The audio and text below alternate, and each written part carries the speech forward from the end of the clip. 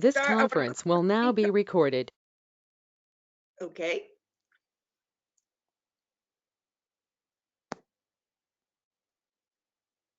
You still there, Sharon? I am. I'm trying to get my own picture up here. Actually, my computer just came back on, so maybe I'll try to go there. Oh, this is terrible. Anyways, welcome. Good morning. Have a great meeting. Let's go with. No, come on. Oh, I feel so silly. Okay, bottom line. It's telling me, my computer's telling me that the meeting is already in session.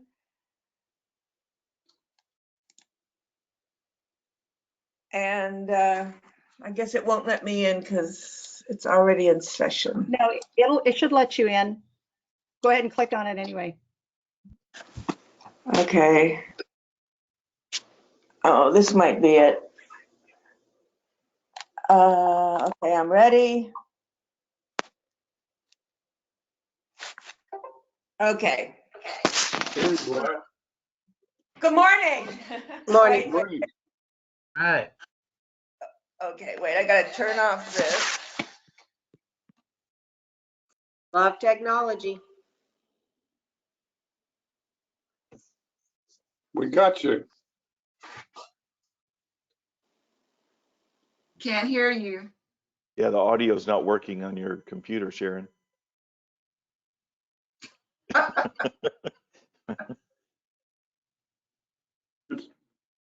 The volume up.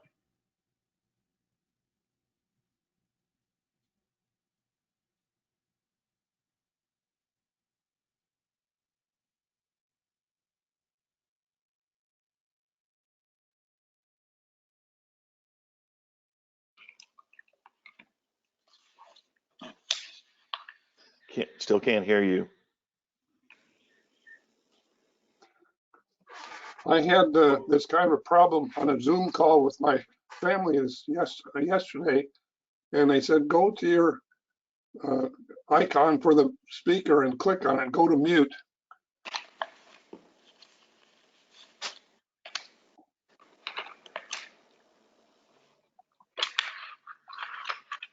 It's not allowing you to mute.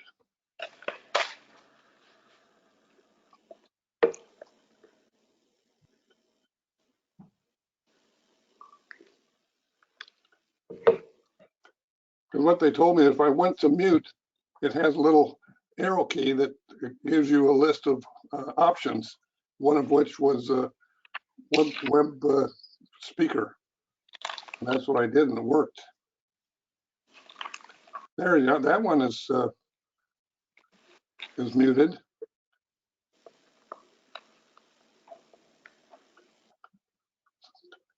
Well, it looks like your iPad's still muted, Sharon. If you unmute your iPad, we can hear you. Okay, can you hear me now? Yes. Yep. And I'm echoing back from my, so I'm going to turn off my computer audio and just talk into the iPad. Yes. Perfect. Yeah. All right. I'm going to look at the screen, talking to the pad. Okay. I wanted to start with roll call and welcoming Andrea, newly appointed member. Thank you, Andrea, for being here. Mike Zidell and I have been reappointed to the board, so we're good. Dale, your name comes up Julie, but that's okay. Kevin, welcome back as our liaison. Jan, always good to see you. Holly, thank you for taking minutes this morning. Is there anyone else from the public that's available to say hello? No. All right. The agenda starts with the approval of minutes from the October 5, 2020 meeting. Hopefully you all read them. Jan sent them out well in advance. Holly sent them out months ago. Any additions or corrections? All right, they stand as read. Trish, that's who's no, you're there. I see you now. Trish, would you please, as elections chair, nominations chair, please take care of that? Yes, I would like to make a motion for the following officers for this next year as Sharon Maycutt to consider as president and Mike Zidell to consider to continue as vice president, and propose that Holly Zarate serve as secretary. I second your motion. Thank you. Is there any discussion? Are there any nominations from the floor? All those in favor? Aye. Say aye. Thank you. Thank you, Mike. Yay! Thanks for coming back. Thank you, Tricia and Holly. Well, thank you for continuing and doing such a wonderful job. Thanks. Especially on the computer. Yeah. All right. So the first item on the agenda that you all received in advance is our newly elected, congratulations on your election, Kevin, to City Council, Place 2, and welcome back as our liaison. Thank you. Happy to be here. Good. So, do you have a report in your short time in office? I do. And you just tell me if I'm going too long. Let me bring up here we go. So as y'all know, we had the election back in November and 3 new members came on board, myself in place 2, Shalane Marion in place 4 in place of Tim Collins, and Paul Prince in place 6 in place of Frank Robbins. And at our November 19th meeting, that was the first one with the new members, we elected or appointed Arch Davila, Councilmember Arch Davila, as the new mayor pro tem. Since I've been back on, we've had, I think, four regular meetings, and then we've had a couple of retreat days. But since we've been back, there's been a ton of requests that have come through P&Z for various variance requests that we've processed. Another item that happened recently was over at Cedar Breaks. I think some of y'all may be familiar with the fact that the Turnback Canyon Trail Conservancy is working hard to try and build up our trail system, and they're going to be utilizing kind of the edge portions of Cedar Breaks. Well, the council dedicated some parcels to them so that they can use that as a method to gain grant money. And so anyway, we did that back in November, I believe.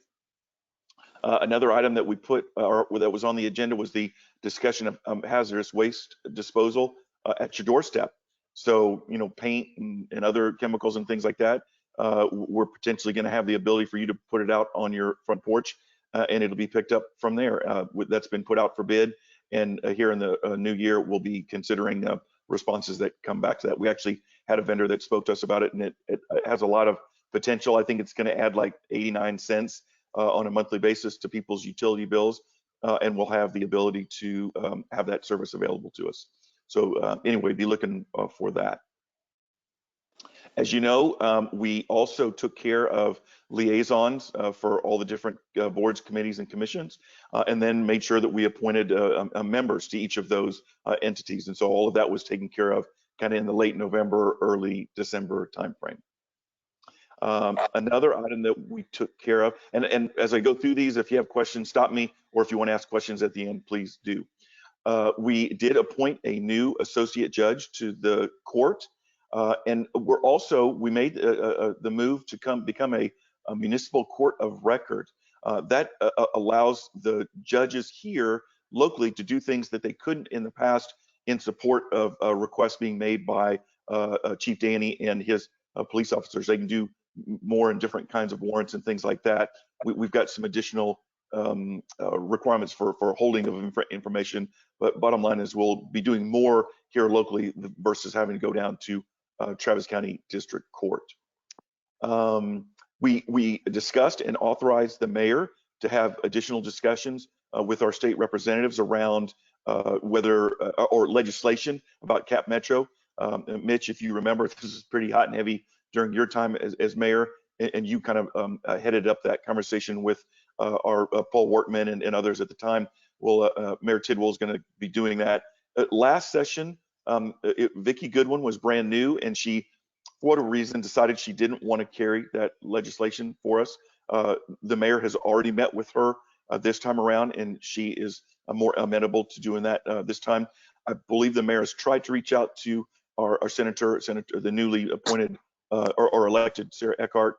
She took Watson's place when he resigned. He has not had a meeting with her yet, but we're having that conversation. And I believe that we are going to put it on the ballot again this November for the citizens to determine one more time if they want to remain in Cap Metro or not. We did discuss a charter review committee. We had one in 2018, I believe was the last time we reviewed that. And by the charter, we have to do it every 3 to 4 years. And so we've discussed setting that back up again this year to discuss any changes that the citizens would like to make, and also, would put that on the November ballot.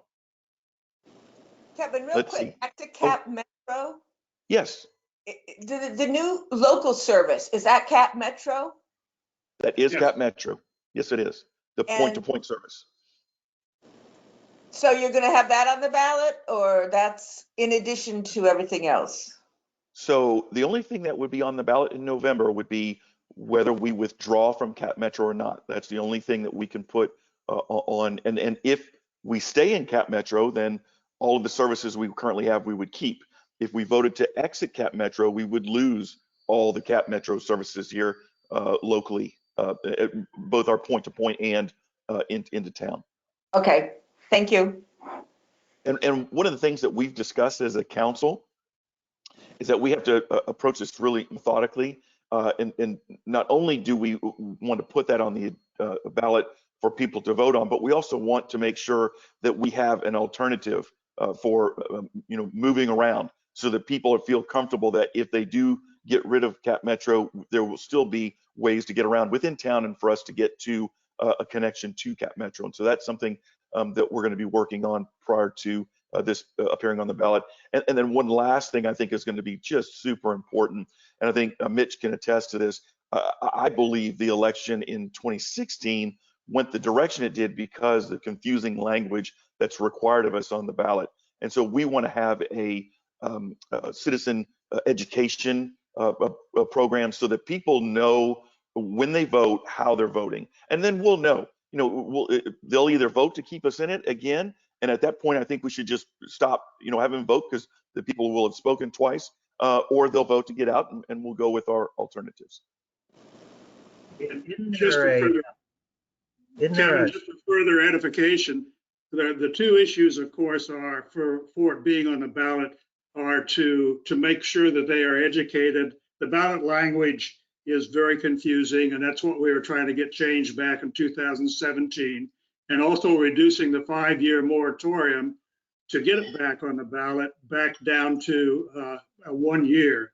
And we got caught in the Mother's Day massacre at the legislature in 2017, where they essentially it was almost a clear thing to going through to get it all changed, and at the last minute the legislature just went past their midnight session and did not get the consent agenda approved.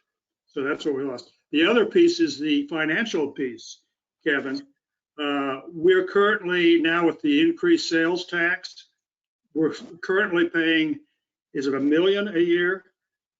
No, this last year we collected about 750,000. So Cap Metro's getting an equal amount, so around 700 and just under 750, I believe. Yeah, okay. That's how much we pay every year. And if you look at alternative methods of providing the transportation needs for this community, most people think that we can do that for less than that 750 million. Okay, thank you. Yeah. Mike, you wanted to say something? Well, the other thing is, if I understand it, this is kind of stale information in my brain. Isn't there a severe withdrawal penalty if we get out? Something like, Yes. I have something like several $100,000 in my Oh, head. no, it's more than that. When we tried in 2016, they estimated it was about 900 to a million. We're thinking now it could be close to 2 million. Yes. Oh, Okay, And here's the problem. They won't tell you what the number is until you've voted to get out. It's a really hokey system. It's unfortunate. okay. Go ahead with your report, please. Okay, let's see, where was I? So you might have heard when we started the meeting that this one is being recorded. There's been a push, for transparency's sake, that we record and make available all the meetings from the various commissions, boards, and committees. And we actually talked about that at our council meeting this past Thursday. And as long as we're doing go-to meetings, it's relatively simple to record them and then post them up on the city website. And so any of the meetings that are held this way virtually, Dave Street's going to record those and make those available. The problem is going to come when we go back to in-person meetings. If we want to record them, we really will need to conduct them in city council chambers. And in the past, we've always held the library advisory committee meetings in the library meeting room. And so that's just something that we'll have to discuss as we go back to more in-person meetings, whether or not we want to go ahead and do them in the council chamber so they can be recorded and posted. The council did conduct a retreat on 12/12 and January 2nd this year, and we basically talked about priorities that had been set in the past, which ones had been accomplished and which ones are still heavy and need to be addressed, and which ones need to be added. And so we had a good conversation. It was just as much a chance for the new council to get to know each other as anything else, but we did have good sessions on those 2 days. I think most people know by this point that our city manager, Josh Ray, has resigned. And in fact, he took off this past weekend to his new position in Shelbyville, Tennessee. We are actively pursuing both an interim city manager that would take over and to conduct meetings and monitor projects and do all the normal tasks of a city manager. They would probably perform for 3 to 6 months as we search for a permanent replacement. Both of those efforts are underway as we speak. In fact, tomorrow night we will have a meeting to interview 3 candidates for the interim position, and we did vote to hire a firm that will help us with the permanent replacement. And so we're actively moving towards replacing Mr. Ray. His last meeting was this past Thursday. The master plan, there's a council subcommittee that's reviewing our comprehensive master plan. Previous council member Frank Robbins was on that. And so recently we voted to put Paul Prince in Frank's position there. Now, that subcommittee is reviewing the comprehensive master plan, and the intent is for that group to then bring an assessment of the comprehensive master plan and where we stand vis-a-vis it to the council for discussion amongst the council members and also for the citizens to hear how we're progressing and any adjustments that we might need to make in moving forward. At our most recent meeting, we awarded a contract to replace 3 more greens at the golf course. This time 2, 4, and 9 on the front 9 will be replaced, and they will probably do the work around the same time this year as they did last. It usually happens in the May, June timeframe, and then they are usually ready to be opened around August, September. We did Kevin? oh, yes, I want go ahead. to butt in once more about golf courses. Yes, ma'am. The Highland Lakes course, the former city course. Yes. Does the city have any interest in that, the success of that course? Well, it is privately owned. Certainly everyone in the city wants it to be successful as possible, but we have no financial interest in it and no say in how it's operated or anything like that because it is in private hands. So I'm sure the city wants to see it succeed because Correct. it's my backyard for one thing. So I'd like to see it succeed. Has he asked for any help? Or, I mean, it seems like the city could work with him to, I don't know what, but that's just not part of your interests. Well, it is a private firm. It would be like, Ike from Domino saying, hey, I need some help. Can the city come help me? It's a private firm, and so we have no ability to, nor I think should we interfere with a private firm operating. The only thing I would say is if they are violating city ordinances, we should make sure that isn't allowed to happen. Let's say, for example, they allowed the grass to grow up, 3 feet tall or whatever. We wouldn't want to allow that because it would be violating our ordinances. But other than that, I'm not so sure there's much we can do. We do have it in a mechanism in place to be able to offer them up access to effluent, so that if they want to water their the fairways and greens and so forth with their effluent, they have access to that. There's a fee structure in place, but it's my understanding that they have a pump on Lake Travis, and they've contracted with LCRA, and they're getting their water directly out of Lake Travis. But that is one mechanism that we do have in place where we could be of some assistance to them.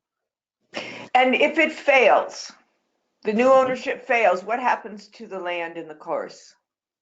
Does it go back to the city?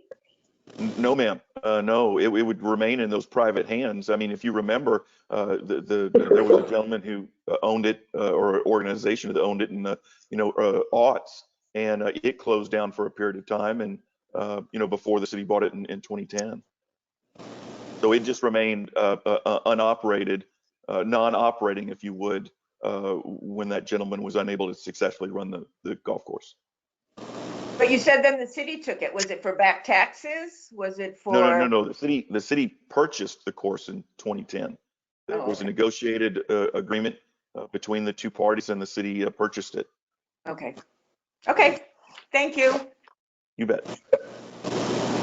Continue. All right. It's 9:30. Yep, I just have 2 left. Okay. We adopted a new fee structure for water and wastewater services offered to customers outside of the city limits. Prior to this, we have an agreement with Jonestown to offer wastewater services to about 47, I believe, homes in the Hollows, and that was a separate contract that was let with those folks, and we charge them a 20% upcharge over what we charge normal citizens for wastewater services. Recently, you may not know, but there was another area, and I forget the name of the road, but it's over there off of Boggy Ford. There's a group of folks where their well failed, and they needed a water service, and the city provided it. That actually happened prior to my joining the council, but we had no contract with them, and we have an outside consultant, Melissa Hedden, that helps us with those kinds of matters, and she helped us create a fee structure that we're going to adopt for all users outside of the city limits. And the whole idea is that we want to make sure that we capture all of the costs the city incurs when we create a fee structure for the people outside, because as it stands right now, we transfer about 1.6 million out of the utility fund into the general fund to pay for debt service. However, the amount of debt service on an annual basis that can be attributed to utilities is more like 2.2 million. So about 600,000 a year is taken out of property taxes to pay for utility debt. And as a result, the citizens through their property taxes are paying for some utility costs out of property taxes, which means if we just charge outside people the same thing we charge inside, we're subsidizing them. And so these new fee structures are going to make sure that there is no subsidization of outside folks. Finally, my last one is that we spoke this past meeting about water rates. When I was on the council before, and when I ran this time, that's one of the top 3 things that I hear complaints about from citizens is our water rates, which are extremely high compared to other municipalities. And so I had requested that we create a subcommittee to talk about water rates and see if there's anything we can do. It was a discussion item only on this last agenda item, so we weren't able to form that subcommittee, but it will be on the agenda on January 21st, so that we'll be able to form a subcommittee. Those 3 council members will go investigate that and bring information about to the council to discuss, to see if there's anything that we can do about adjusting water rates. And that's all I've got. Any questions for Kevin? Good, great. Thanks, have one. thanks. Go I have ahead, one. Jan. I'm just curious, what time did the meeting end Thursday night? I made it till 1:45. We finished about 1:10 in the morning, yes. So And I shortly after take you it- hopped off. And the library has not been mentioned since you've been on board? There has been talks about the expansion and the fact that I think we finally have the internal design that's been given to Josh, and Danzy and Davis has that, and they're working on putting a final packet together that they can then put out for bid. So I have heard that's where we stand with regard to that. But other than that, no, it's been relatively quiet. Okay, thanks again. Oh, you bet. Jan, you're next on the agenda with the library report. Okay, as you can see, I didn't have a great deal to report like I usually do.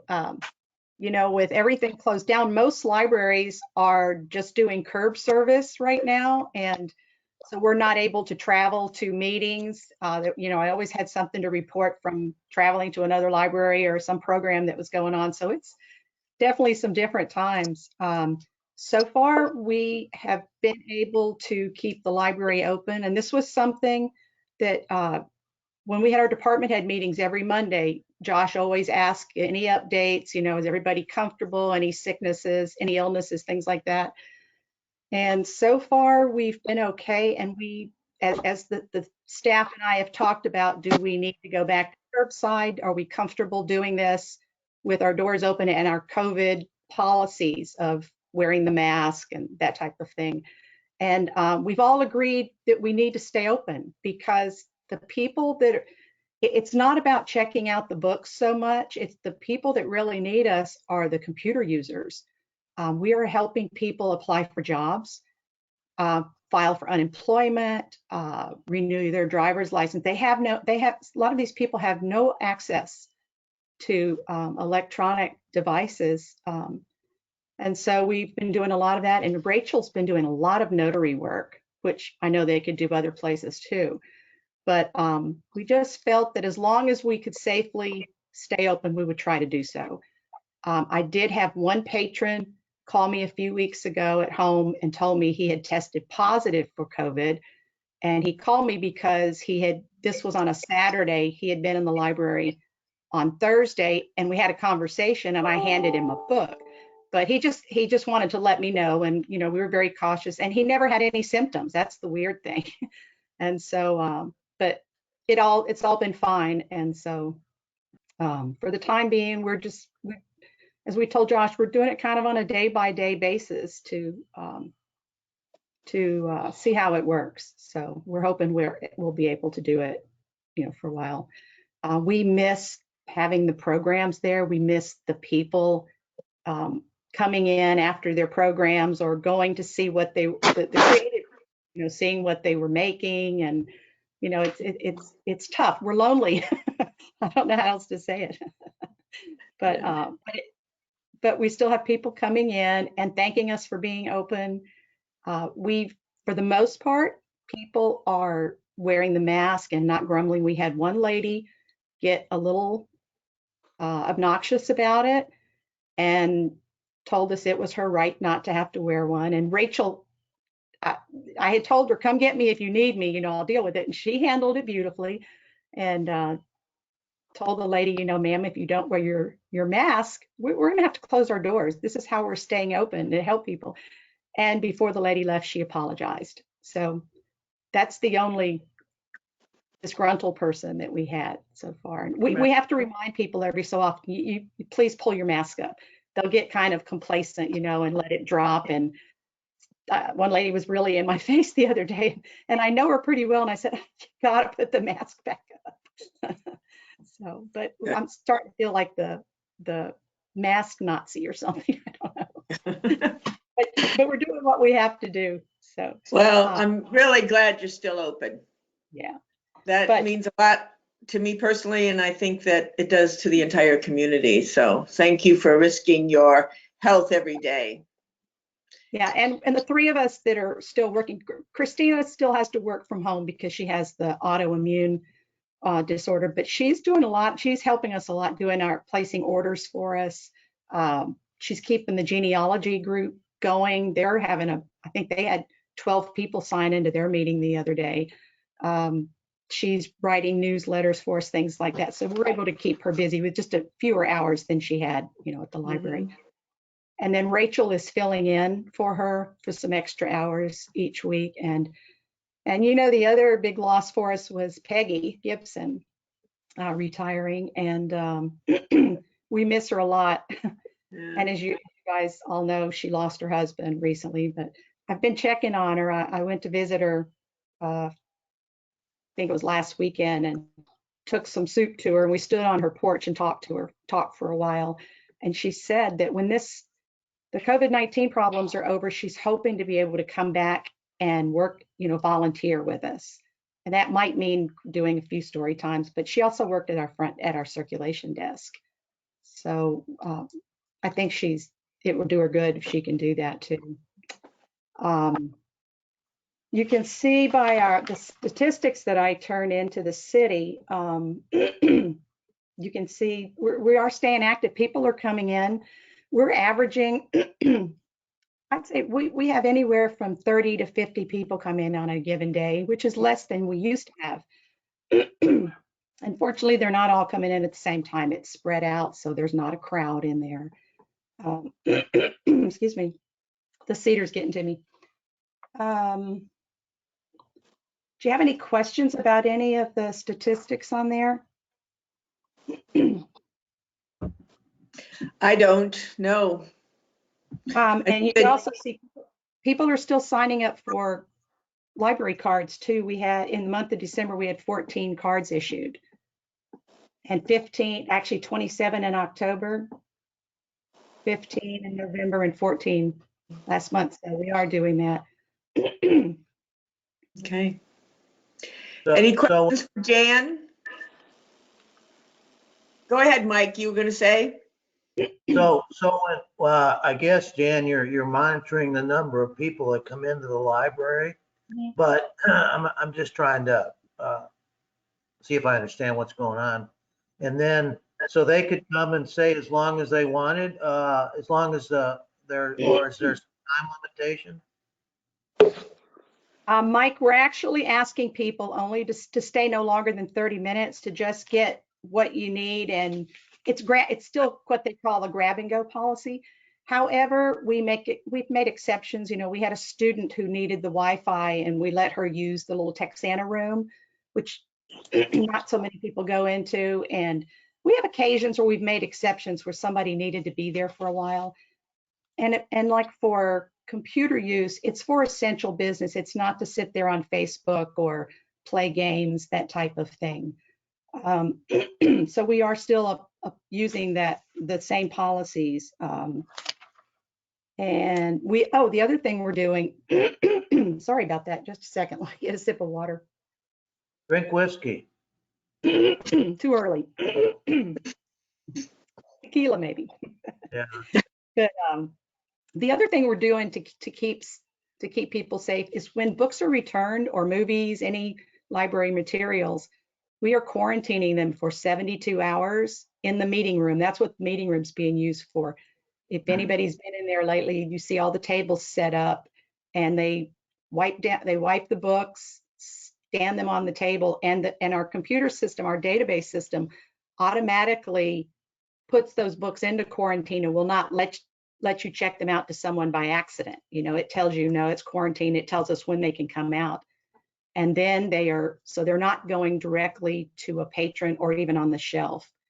So we don't know if they've been in the home of someone who's been ill, or, that type of thing. The other thing that happened recently, and Holly might want to tell you more about that, is we've temporarily stopped the American Statesman. Big reason because of what they're charging us. And the second is because people are really not coming in and looking at it, and you don't want a lot of people handling that newspaper during the day. And it's kind of an awkward decision to make, but it's a temporary thing. So, Okay. Oh, and one other thing, we did separate the computers. We only have 3 public computers available for use, and they are socially distanced apart. So no one's sitting right next to another person, because there are times when there are 3 people in there at one time using them. So this might be a question for Dave Street more. Are you aware of any bandwidth issues for if there's increased utilization of the Wi-Fi network or whatever? Has that ever been a problem that you know of?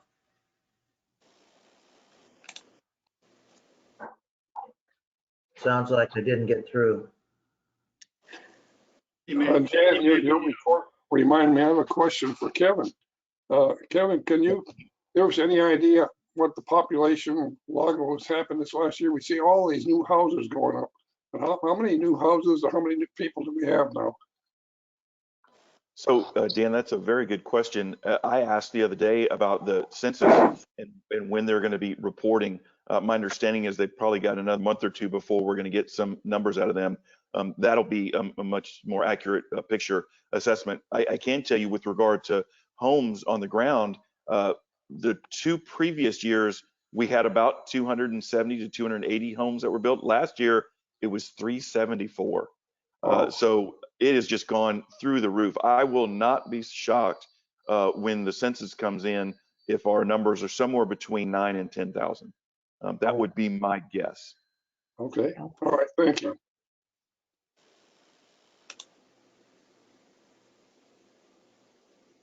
And Mike, I've not heard anybody talk about any bandwidth issues at the city. I think it's fine. He's got a pretty thick pipe that comes into the city and supports the city. Yeah. I'll add one more thing too about the children's program.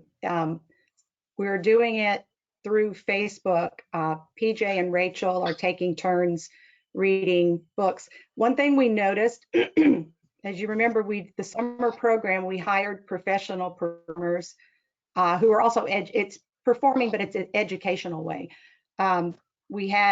It's not always easy to determine how many people see them, but we started noticing that as the summer went on, we're having fewer people, fewer children or adults watching some of those programs. And our theory is probably, we think a lot of parents maybe don't want their kids on so much, using electronic devices so much. And we actually heard that from a couple of parents who said, you know, with their online learning, and we're just trying to pull them away from the iPads, the computers, that type of thing. But we did look at some of the videos remain on there as long as the publisher will let us keep the online reading there.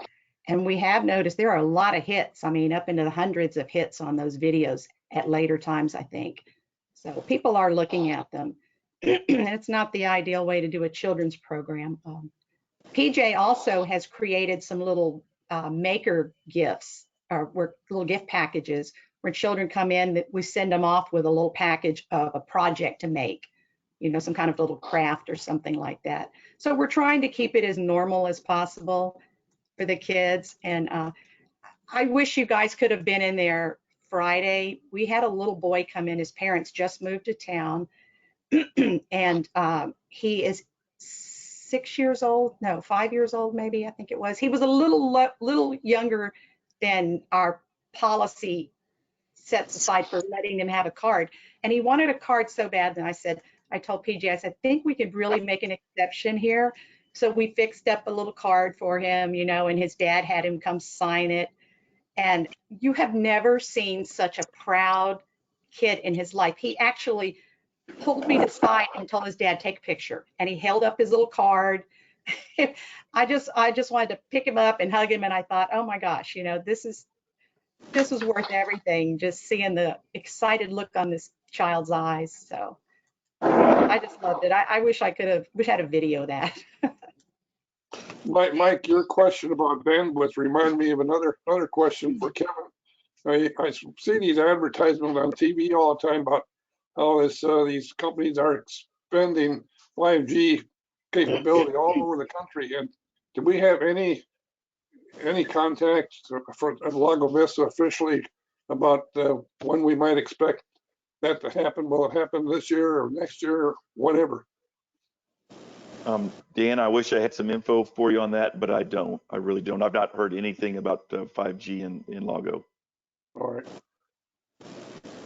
Yeah, Holly? Yeah, Dan, I would like to make a comment. I think it's wonderful that the library is trying to make programs available to the children electronically, but I really encourage you to not focus only on Facebook because of all the nonsense that's been going on that particular platform. I know many, many, many people that have deleted Facebook accounts. So if there's the ability to do something that gets attached to your website as opposed to requiring somebody to have a Facebook account, I really think we're going to see more and more of that moving forward. And Holly, I think the videos of the readings are on YouTube also. But I'm just saying, don't focus on Facebook in my All right. Can I mention one more thing, Sharon? Sure. Something kind of interesting came up recently. I got a call from the lady who used to be the city secretary of Jonestown, and she told me about a man in Lago Vista that has past issues of the old North Lakeshore Log, the newspapers, and he used to be one of the reporters. It's Jim Swayze, if you remember Jim. But anyway, he asked me if I would like to have them. And as some of you know, we've been wanting to find a way to digitize our old logs so that everybody in the community would have access to that. I mean, that's our history there. And so Chris Mobley with the city Parks and Recreation, he and one of his guys met me over there, picked up the boxes for me, and we brought them back to the library. I haven't had a chance to go through them yet, and there are a lot of duplicates, but I think they start from like 1999 to 2003 or so. And so what we're doing now, the University of North Texas has a project called the Portal of Texas, or Portal to Texas, and they digitize newspapers from all over the state of Texas for the public to see. And so it's expensive to do, and we're trying to find some grant money to pay for this. It's something the Talker Foundation gets money for, but they won't typically give you a grant for any newspapers newer than 1965. But I'm planning to try to apply for it and ask for an exception because our history doesn't go that far. I mean, ours is much newer, and that's all we have now that the papers are gone. So we'll be looking for grants, and then maybe once we find out how many papers we can have access to and what it costs, we might maybe get some community groups, try to raise the money to get this done. But as I was looking through one of the papers, it was, you guys would really get a kick out of seeing some of that old news, especially anybody that's been here for any length of time. So I'll keep you posted on how that's going. Yeah, I miss the log to this day. You too. Yes. Okay. Anything else for Jan? Next on the agenda, Holly. What's the Friends of the Library up to? Well, a little bit more than we were in October. We met in December and held board elections. Our new board president is Frank, I don't remember his last name. First name Frank? Jan, what's Frank's last name? It's Coletta. Frank Coletta. Yes. Oh. He's our new president. We've got another meeting scheduled for February. We did our annual membership drive by mail this year. As you may know, in previous years, we would do the dinner that the Lions Club would so generously provide the food for, and we do our membership fundraiser that way. But this year, we just did a mail out and got surprisingly good results. I can't give you the exact figure yet. We're doing something we haven't done maybe ever, and that is to have our books audited. And I don't think the treasurer has the books back just yet. Related to the board elections that we had in December, we also did a revamp of our bylaws. And it was time. We hadn't really done it since the bylaws were done, I want to say in 2000. We're trying to streamline things and tie up some loose ends and be more in keeping with the 21st or 2021. A little more active, a little more visible throughout the year instead of just book sales and but scratching our head on what we can do with regard to book sales that would be safe for everyone. I think we have some interesting things to bring forward in the future. That's all I have on the Friends. Any questions?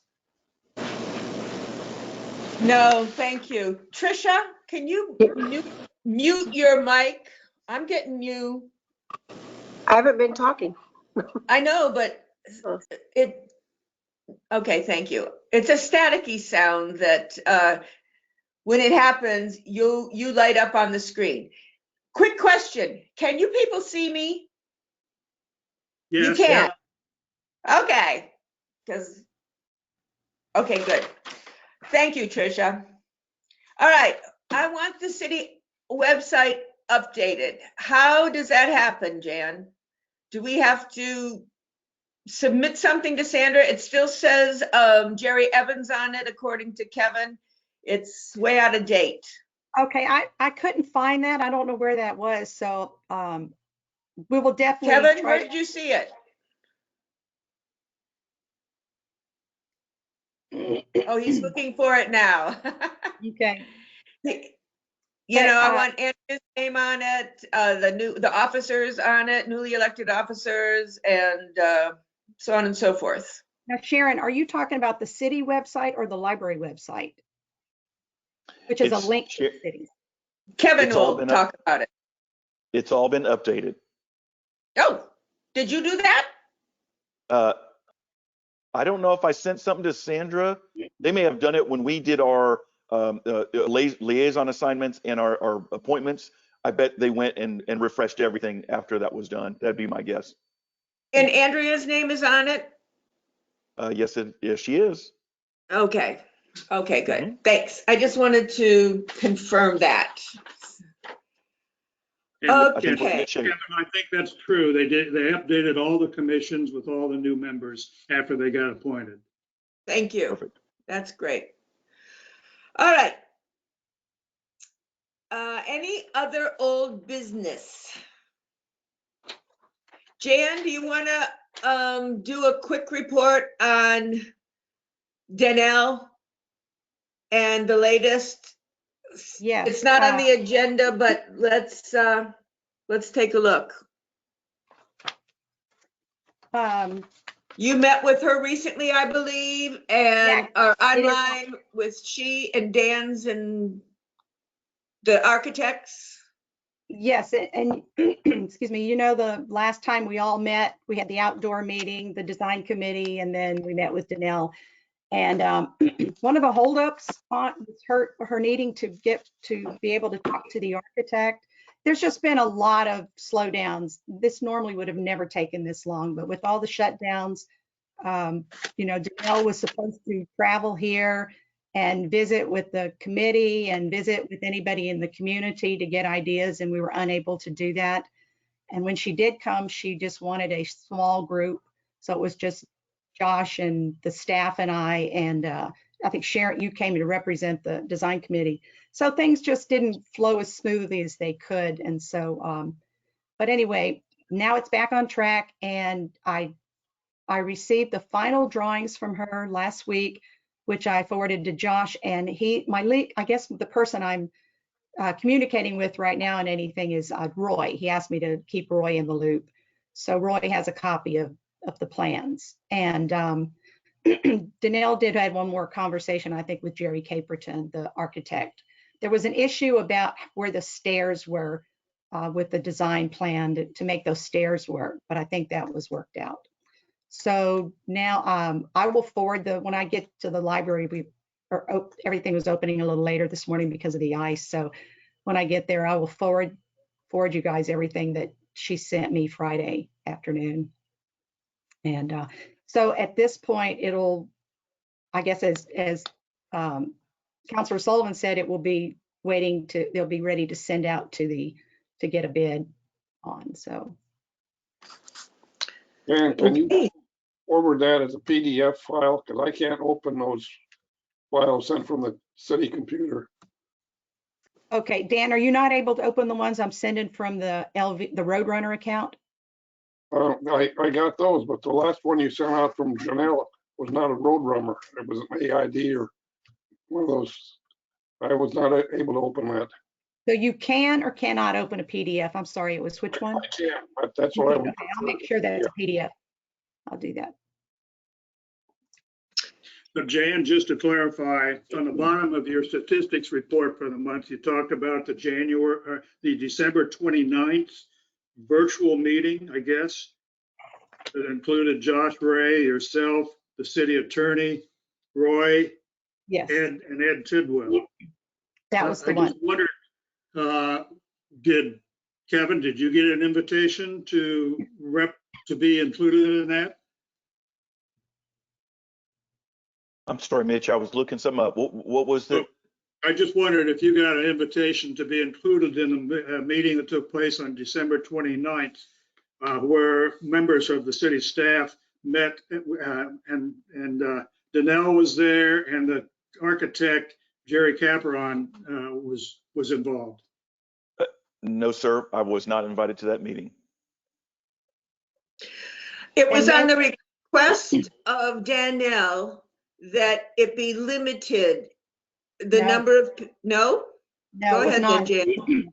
No, the meeting, Danelle just needed to speak to the architect. And she wanted me on it because she needed somebody from the library in case there was a question too. And so Josh thought, because I'm on it, he needed to be on it too. And I did tell him that I had requests from Mitch to be on there, and I never got an answer. And so I think he just wanted to keep it. I can't answer because I didn't get an answer. So I don't know what to tell you. But then he did have the mayor on, and Roy also was on there. And who was the other person? The architect, our Anyways, attorney. I don't have an answer for you. He said Josh set that meeting up. So I can't answer. Jan, was that a go-to meeting that has been recorded by David Street and we all would have access to it? Josh set it up. Dave didn't set that one up. Josh did. Oh, okay. Okay, so But that wouldn't have been a public meeting. honestly Okay. don't know if it was recorded. So, Okay. but it basically was really just basically details involving the structure of the stairway, the fire escape in the back, that kind of thing. So, Okay. Anything else? Old business, anyone? All right, let's go on to new business. I want to start with number 2 on the agenda, not the annual board report, but the board goals and objectives. So Kevin, that was a request on your part. And so when I went back to my little Bible I got when I got to be chair of this committee, and we have never had goals and objectives as the Library Advisory Board. We have here articles, resolutions, giving us our thing, bylaws. We have a lot of the ordinance that created us, all this kind of stuff that pretty much tells us what our job is. When you ask for goals and objectives, can you give me more details? What it is you want? Sure. So, no, my thought, and this does not have to be elaborate, extensive, or anything like that, but I would think that the board would have ideas about what they'd like to accomplish for the year. And I think it's important to document those. There's one thing about having goals and objectives, but when you write them down, they become more real, and there's something you're actively working towards. So you may only have one or two things that you. Okay, Tricia, isn't this what we call our long-range plan? Mhm. Please speak to that. Yes, the long-range plan has goals and objectives, and it's reviewed, and the plan stipulates that it has to be reviewed with the committee every year, annually, and we're just behind a little bit because of what happened this year. And of course, it's slower progress on meeting any of those goals and objectives. But yeah, and it's probably coming up pretty quickly that it'll be time to update even, writing a new 5-year plan. I think we're probably this probably be 4 years of it. Can I make a comment here? Please, Holly, go ahead. One of the, when we set up subcommittees last year, you set one up that I chaired, and Tricia was on it with me. I think Dan was initially, but he had to drop off of it. That Bible you referred to is out of date and incomplete. And one of the things that I had worked on, and Tricia and Jan and I had met on right before COVID blew up, was that that binder of materials needed to be updated. It was incomplete with regard to current ordinances. It doesn't have all of the policies and procedures in it.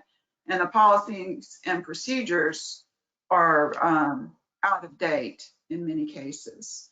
So I don't know how that feeds into this discussion about goals and objectives, but I would really like to get back on target with the work that Tricia and I were on when COVID put it on hold.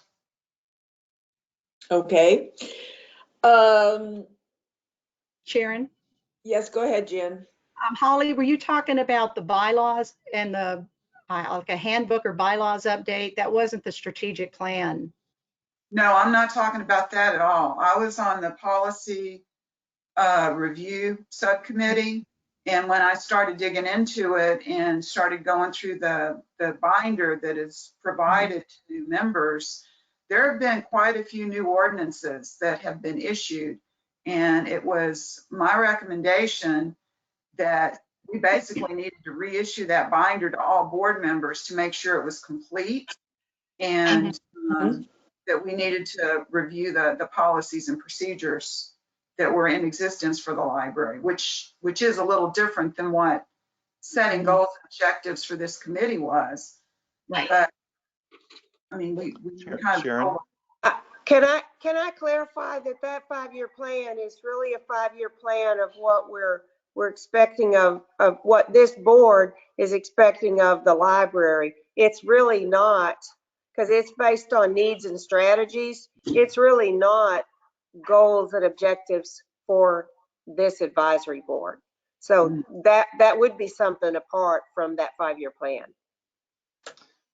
Sharon? Yeah, but yes. So going back to what Holly said, I can attest to the fact that there were policies and procedures for how the liaison and the board chairperson, yourself, are supposed to interact in setting agendas and things like that. That was updated. I believe that happened while I was still on before, and I forwarded that to you. But also, I worked with Councilor Davila and Williams on policies and procedures for the council, but ultimately we made the decision that those same policies and procedures should be in effect for all of the boards and commissions. And so that was updated. I don't know if you guys have that, but I will attest to what Holly said, that updates have been made to those types of things, and it would be good for everybody to be aware of those and have copies of those. With regard to the strategic plan, I'll second what Tricia says. You guys put that plan together, awesome plan, and she's right, it was for the library.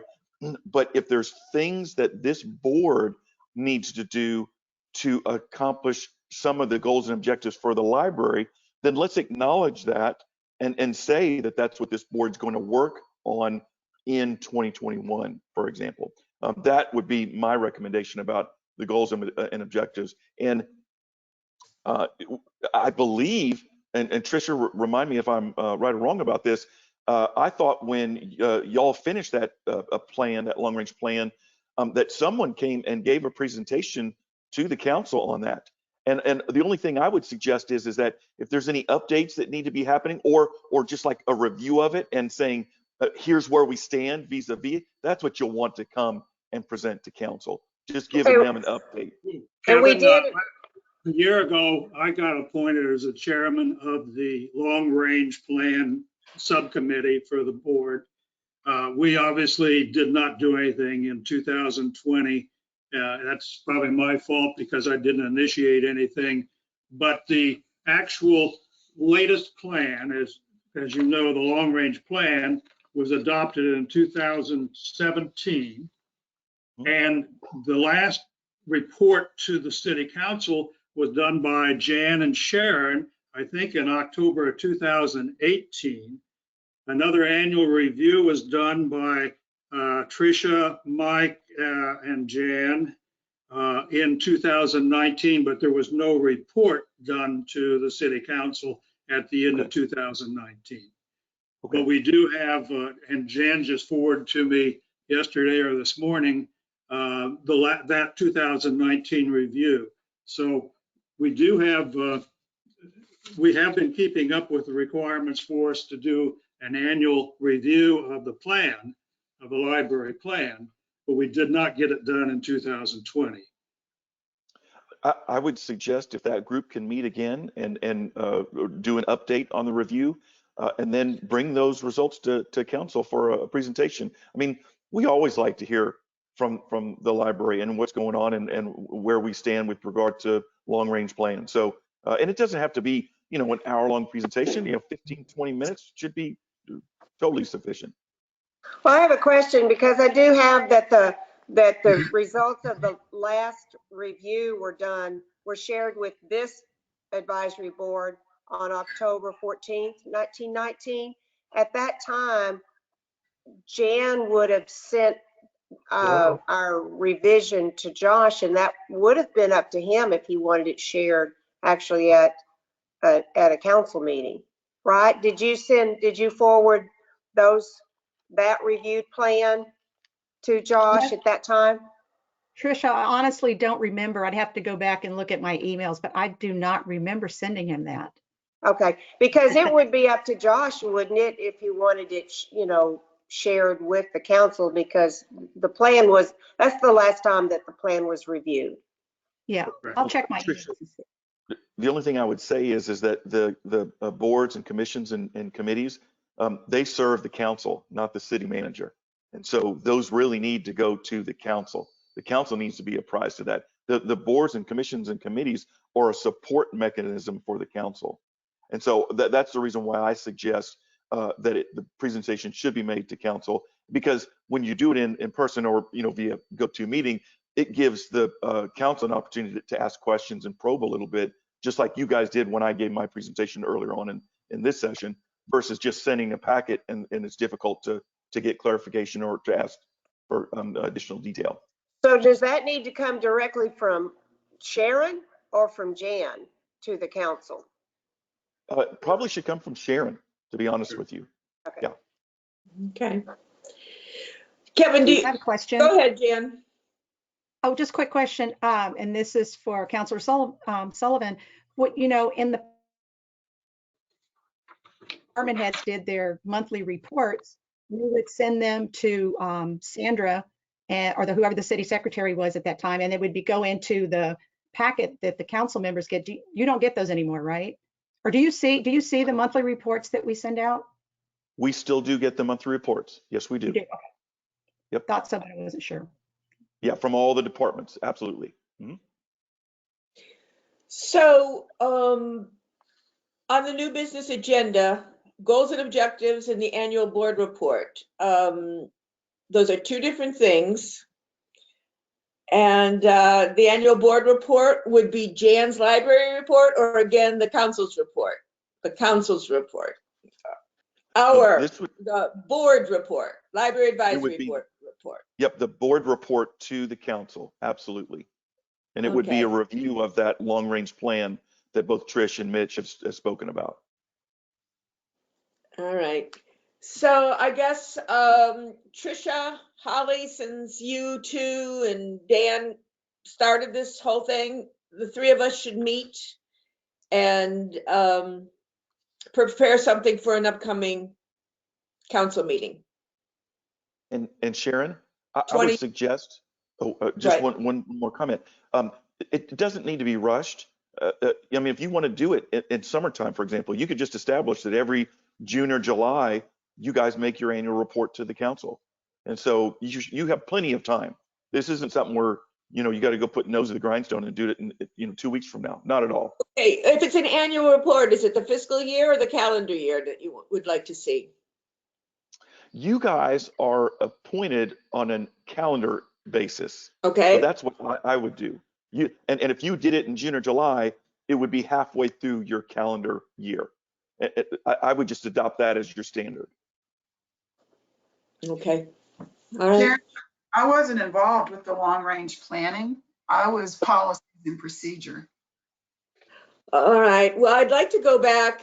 I know that I set up those committees a year ago, and nothing has been moving forward. We've been overwhelmed, or the expansion has taken up a lot of our time and become a first priority for us. But I guess it's time to reactivate those and get back to it. I have So the have minutes you, from Holly, January. you said you've already got things for the policies and procedures? Yes, but do you need me to remind everyone of what the committee assignments were January of 2020? I have the minutes. Yes, please do. All right, the committee assignments were bylaws, policies, and procedures. Chair Holly Zarate, Tricia, and Dan agreed to serve with me. Long range planning and mission statement, the chair was Dale Mitchell with Tricia and Mike Zidell serving. Okay. Vice Chair Mike Zidell oversees all committees and reports to the chair. That was my idea. Okay, I think what we'll do is Mike and I both will arrange to meet with each one of these individually at a later time on a go-to meeting or out in the yard, out in the snow somewhere, and we'll move forward on these committees that I have let go really for 1 year. Could I suggest, if I'm on both of those, that maybe Angela take one of them, and that way I wouldn't be on, she could be on one of them? I think it'd be Andrea. I mean, Andrea, sorry. Yeah. It was very helpful for me as a new person last year to be on the policies and procedures and bylaws. So Okay. it might be great for Andrea to take Tricia's spot. Tricia, Andrea, will you accept that committee position? To be on the bylaws and policies and procedures with Holly and Dan. I read your lips and it said yes. I didn't hear a thing, but Beaver. okay. All right. All right, let's keep moving forward. So Would what you- I will Sharon? do is I'll work on the annual report. Yes, Dale?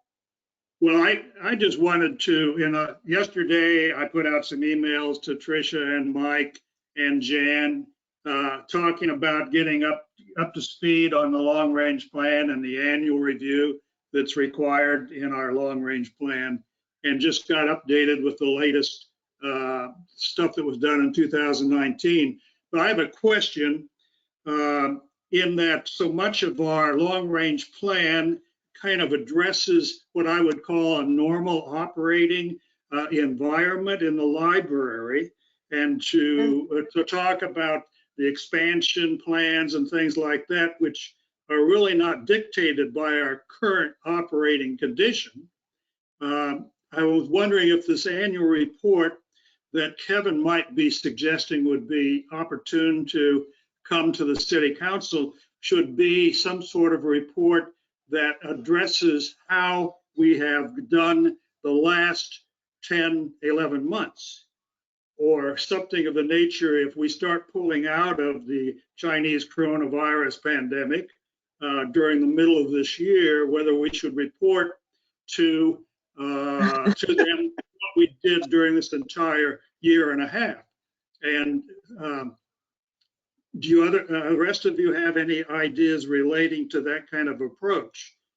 Because we really have been, the library staff has really been quite supportive of keeping the library open and operating, and we can report on the innovative ways that that's been done with our, and then after we get by this period of time, come back and start doing the things that we would do on a regular basis. So, Any Sharon, comments? Go ahead. if I might, I think that's a wonderful idea to make that part of the presentation, the adjustments that have been made by the library to operate in COVID times. However, I wouldn't ignore future planning and where the library is going as part of that report. Okay. I'll add Yeah. something to it, May. That's one thing libraries are doing now. I'm on several listservs with the state library and with the CTLS and that type of thing. And libraries that are expanding or maybe not even expanding, everyone's looking at ways to keep the libraries as normal as possible and as safe as possible in case something like this comes up again. How do we restructure our libraries maybe to accommodate for the spacing that's needed or that type of thing? So it's kind of like one of the new norms of what's coming, what could be coming, as sad as that is to say. It is what it is. I think we're looking at probably most of 2021, even if we get the vaccinations in place, needing to keep some level of social distancing and possibly even masking throughout this calendar year. We've been discussing what to do for the summer reading program for children. We're pretty much looking at performers that will be available for virtual programs. We do not anticipate at this point of children being able to come together in big groups at that time. We just don't know.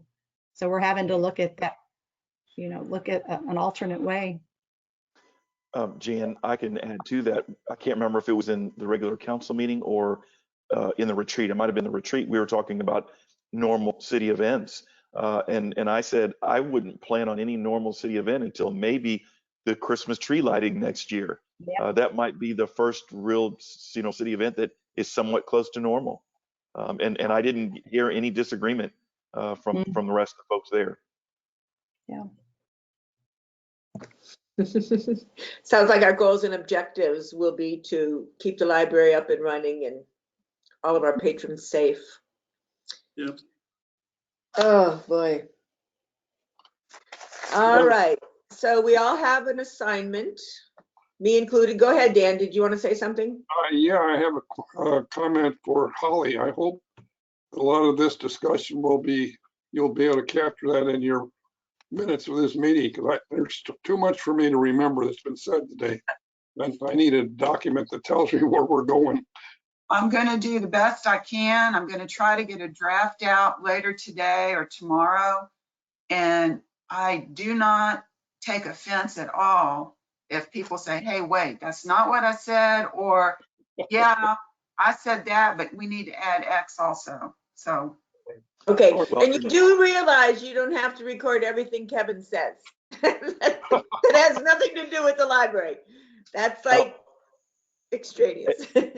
Well, and what I used to do, Holly, is when Peggy took the minutes, I sent her my notes from my update, and she would incorporate that, I think.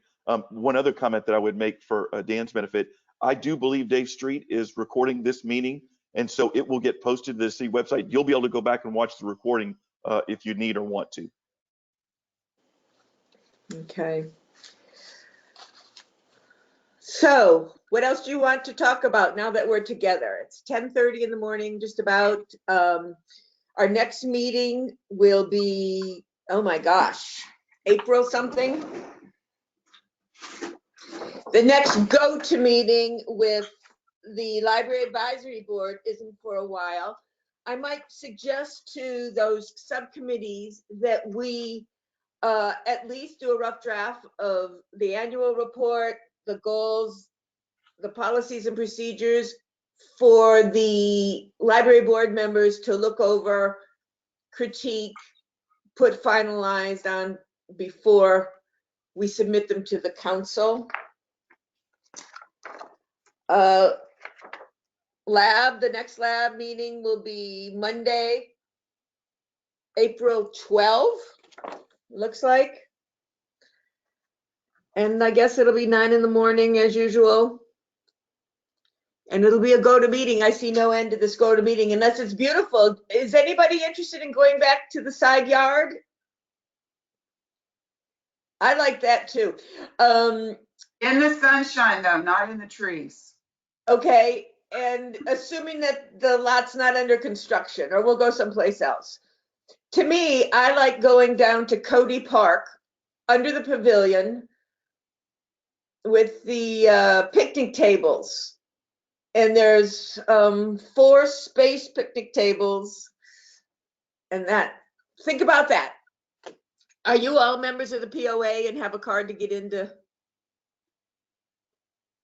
the, okay? No, Holly? I'll sneak you in my car. How's that? No, I live in, my community is ostracized and can't be in the POA. We just get to pay all the taxes. Okay. That's Okay. great. That's great. All right. Any comments? Any concerns that you'd like to review right now? Jan, you need anything from the board immediately? I just wanted to say how much I appreciate all of you and your support.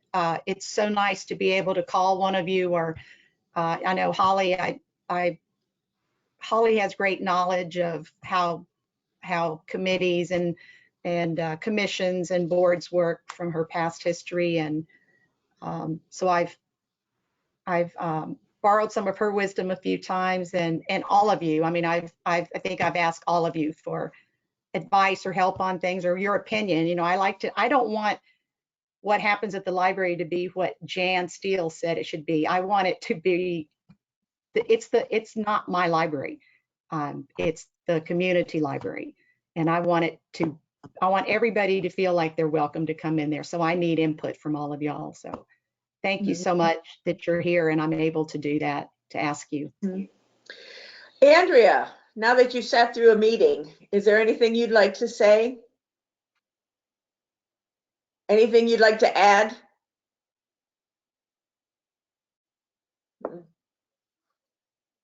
Yeah, the audio's not coming through. Same thing with me. Okay. Your microphone shows green, but no sound. Yeah. All right. We'll catch you later. Sharon, Okay. if I can, I just wanted to say I'm very happy to be back with the library board. Good to see all of y'all's faces. And if there's anything I can do for you guys at the council level, please don't hesitate to reach out. Thank you. Thank you very much. Can I say one more Okay. thing? One more last thing. I just wanted to, I know he's not here now, Josh has gone already, but I did want to mention that he is always very supportive of the library, and I just wanted on record that we appreciated his support and trying to help the library grow. So. And I don't know, Kevin, can you give us a heads up when that bid goes out? Will you know? Yes, I should know, and I should be able to get a copy of that. So yes, I'll keep you all informed about that. And then we can see it on the website as well. Is that right? It should be. Okay, cool. Maybe it'll be soon. All right, if there is no further business, you You've got the date of the next meeting. Again, to recap, I'll be in touch with the individual members of the new committees, the subcommittees, and we'll get to work. If nothing else, it's been a lazy 1 year. Not for you, Jan, but for me anyway. I'll be in touch. Thank you all for coming. The meeting is now adjourned.